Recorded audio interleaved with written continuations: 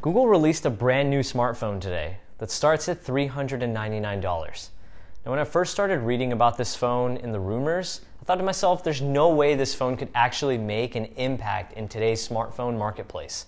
But can I ask you guys a question? Is it really weird that now that it's official and I see the phone on paper and in hands, that I'm really excited to see if it can actually shake up today's smartphone marketplace?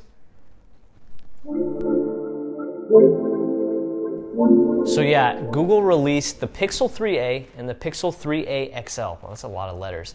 And they're mid-tier phones by the very definition. So Google has made some cuts from the Pixel 3 line in order to make this phone more affordable, but they've tried to keep what they feel is most important to their consumer base. So in this video, we're gonna talk about everything you guys need to know about the newly released phones, what they bring to the table, more importantly, what they don't bring to the table, and if these phones are right for you based on what you're looking for in a smartphone. Let's get to it. Now, a couple of years ago, Apple launched the most expensive iPhone they've ever made, which was the iPhone X, and it had a starting price tag of $1,000. Since then, a lot of smartphone makers have been launching their flagship phones with price tags at $1,000 or even well over $1,000, and no one seems to care. And what I mean by that is, if you take a look at sales of the smartphone industry lately, they've been in decline. People these days are holding onto their smartphones longer than ever because they just don't see a need to go out there and spend $1,000 or more on a phone, or even get locked into a long-term payment subsidy plan just to have the latest and greatest device when their current device is taking care of the job for them just fine. And because of all these really high price tags and with the decline in the smartphone sales market, we're starting to see higher demand for mid-range type phones. Essentially phones that keep the price tag low, but they can compete with the higher end smartphones. Now, if you guys watched our last video, we made it over the OnePlus 7 and the OnePlus 7 Pro. And for me personally, that's probably gonna be one of the phones I'm most excited about for 2019 because the OnePlus 7 Pro, if the rumors are accurate, can compete with some of the best phones produced in 2019 that are $1,000 or more. But it's rumored to start at $749, which that $250 alone makes a big difference. So I just kind of wanted to summarize the state of the smartphone industry right now to kind of better help explain to you guys what Google was thinking whenever they made the Pixel 3a and the Pixel 3a XL.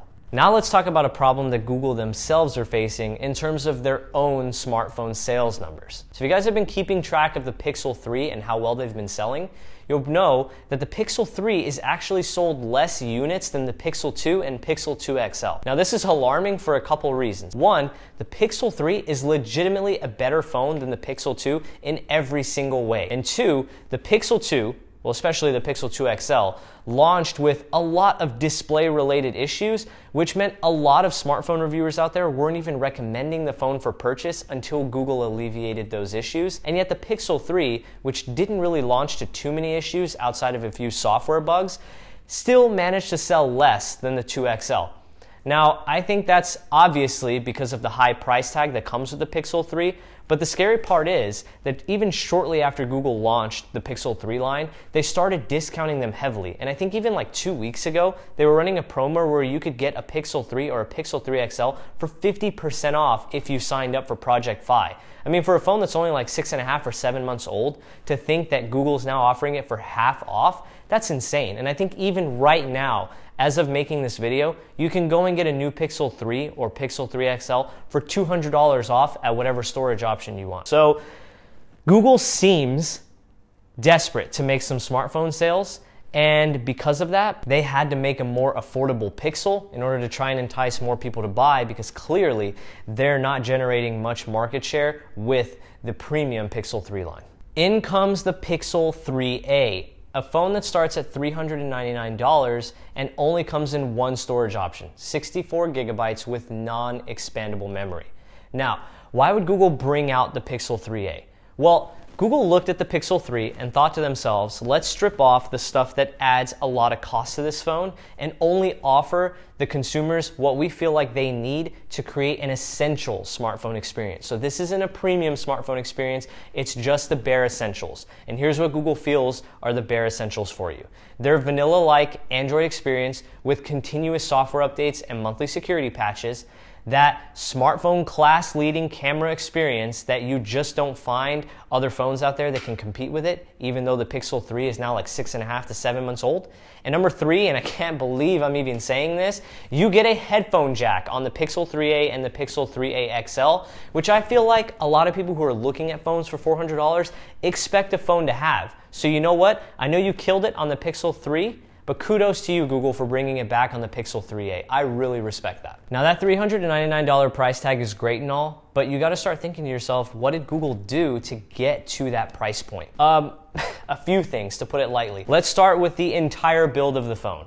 So yes, the Pixel 3a and the Pixel 3 look identical to each other, which is really good because a lot of times whenever you go and buy a budget smartphone, you may feel like you kind of got skimped out on terms of smartphone design. If you want a good reference, go back and take a look at the iPhone 5C versus the iPhone 5S. I mean, we're talking one of the best looking iPhones of all time versus one of the most ugly looking iPhones of all time. But you don't see that here with the Pixel 3 line. They look identical. The only difference is the materials used to make them. So the Pixel 3 is glass all around with Gorilla Glass on the front. The Pixel 3a is aluminum all around with Dragon Trail glass on the front. That's something I've never even heard of, but it's cheaper quality glass.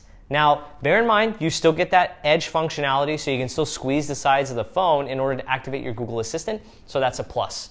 In terms of other hardware differences, you no longer have an IP rating. Now, I'm sure Google made the phone like splash resistant. I don't think they would make it to where if you got caught in rain or at least light rain, that the phone would just completely die on you, but don't expect to be able to dunk it in a cup of water or in a swimming pool for a prolonged period of time and expect the phone to survive. Now, another change is your processing power. You're going from a Snapdragon 845, which was the top tier processor for 2018, to a Snapdragon 670. Now, I don't even know, that processor is new, but I don't even know what to compare that processor to. Just know that it's a mid-tier processor and you will notice a definite hit in terms of performance. Other changes that have also occurred with this phone, now these I will say are definitely not deal breakers, and for a lot of you out there, you're gonna be able to live without a lot of this stuff. You're going from a Quad HD AMOLED panel on the Pixel 3 to a full 1080p OLED panel on the Pixel 3a. Now, are you really gonna notice or think that it's a bad display? Absolutely not. And a lot of times you're not even gonna notice the change in quality unless you put it up next to something like a Galaxy S10 or a Pixel 3 XL, so you can actually see the difference between OLED, 1080p versus AMOLED Quad HD. Another thing you're gonna miss out on is wireless charging. And from what I've seen, a lot of people are 50-50 when it comes to wireless charging. Me personally, all the flagship phones I use these days have wireless charging. Do I really care for it? No. And the OnePlus 7 Pro is also rumored to not have wireless charging, and I got news for you, I don't really care. As long as the phone has some method of fast charging, that's what matters to me. Although your opinion could absolutely be different. And I know that I mentioned earlier that the rear camera of the phone is identical, and it is, but just know that the front-facing selfie camera is a little different as well. It's not too big of a deal, but it is different, and the Pixel 3 XL comes with 2 selfie cameras. Just know that the 3a and the 3a XL will only come with 1. Now you're probably wondering, if you do want to buy a Pixel 3a, what are the differences between the 3a and the 3a XL? And that only comes down to 2 things: the size of the screen and the battery size. So the Pixel 3a has a 5.6-inch display with a 3000 milliamp hour battery, and the Pixel 3a XL has a 6.0-inch display, 6.0-inch display with a 3700 milliamp hour battery. Now, I don't know how I feel about these battery numbers. I'm not too worried about the 3a XL for a couple reasons. You're getting that mid-tier processor, so it's not going to be as performance intensive on the battery. And you're also going from Quad HD AMOLED to just 1080p OLED, so you should see the display take less of a hit on the battery as well. Where I'm worried is the Pixel 3a. 3000 milliamp hours. I mean, yeah, you do still get the same exact mid-tier processor and the same exact display, so you probably could see that phone go through an entire day. But if you're gonna buy a Pixel 3a with that small of a battery, just as a precaution, I would bring your charging cable with you everywhere you go, because I can't tell you right now how long that battery is gonna last. But based on previous phones that I've seen with small battery sizes like that, especially the Pixel 3 line, which is already notorious for not having the best battery life, I'd be wary about buying a phone with 3000 milliamp hours, especially being that it's a Pixel. Now, in terms of pricing and availability, we've already covered this a little bit, but the Pixel 3a and the 3a XL are relatively Actually, I'm not even going to say relatively. They're definitely aggressively priced. The 3A starts at $399 and the 3A XL is $479. Now bear in mind that you can only get this phone in 64 gigs of storage, which may be a deal breaker for some of you because I can't think of the last time I bought a phone with 64 gigs of storage. And when you consider how much space operating systems are taking up these days, once you get all your apps and data on there, text messages, everything, I mean, you could end up eating through that space really quick, especially if you like to store a lot of stuff on your phone and you don't really rely on cloud services. But Google is going to kind of save you a little bit by giving you free unlimited backups to Google Photos, so at least you know that your photos won't be a storage hog on your device. Now in terms of colors, there are 3 of them: just black, clearly white, which see the return from the regular Pixel 3 line. But the new one, and I actually really like this color, was purple-ish. I'm kind of offended that Google didn't bring purple-ish to the 3 line themselves, because I definitely would have got my Pixel 3 XL in the purple-ish color. It looks really nice. So if you're gonna buy it, my recommendation is the purple-ish color. Now, they are available to buy today on Google's own website, and you can buy them unlocked. But what's also big news for Google is they're branching out to other carriers in order to sell the Pixel 3a and 3a XL. So while the 3 we saw as a Verizon exclusive, or you could buy it unlocked, the 3a XL makes its way to Sprint, T-Mobile, and Verizon is still there as well. I don't think it's going to be available in store for AT&T, but Google does list that the phone will work if you have AT&T. Just make sure you buy the unlocked version. So that just about does it, guys. I hope I was able to cover everything you guys wanted to know about the Pixel 3a and the Pixel 3a XL. And if you guys really want to see the phones in-house, let us know and we'll bring them into the studio and we'll review them and unbox them for you guys so you guys can actually see them in person, but not really in person. You guys get what I'm saying? And by the way, if you guys do let us know that you want to see it, I'm definitely getting the purple-ish color. There's no doubt about it. So if you guys are interested in seeing that unboxing and that review, please let us know in the comment section down below. And just a quick summary of the phone again, guys. It's a phone that's going to hit the bare essentials: your software experience, your software updates, decent performance that's not trailblazing, and your camera. So if you feel like those are your absolute smartphone pillars, then the Pixel 3a might actually be a good pick for you, and it's going to be relatively inexpensive, especially if you have a phone to trade in. I can't even imagine what that price would look like. Now, if you're someone like me who really cares about the specs,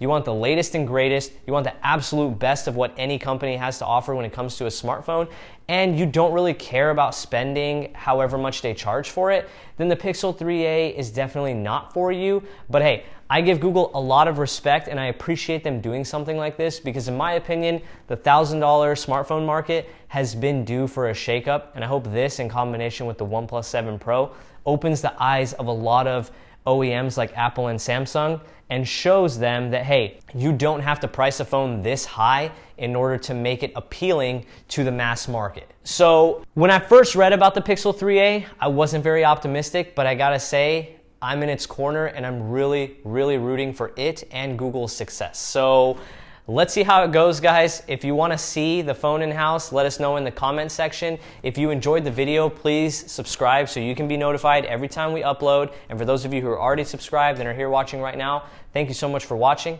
and I'll catch you guys in the next one. Peace. We're done. Their own smartphone sales. So if you guys have been keeping track of the Pixel 3 sales, and there have definitely been a few news articles about them lately, this guy